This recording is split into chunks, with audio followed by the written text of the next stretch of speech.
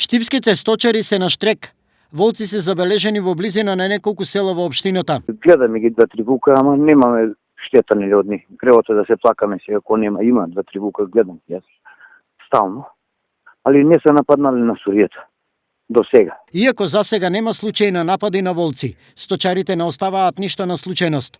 Ноќните организирани дежурства кај терлата каде зимува стоката веќе е во полнек. Дежураме, дежурство да, на кеската, доаѓаме по 5 пати стануваме, уреваме внатре. И така. Решение за проблемот на сточарите со штетниот дивеч го имаат ловџиите од Штипското ловечко друштво.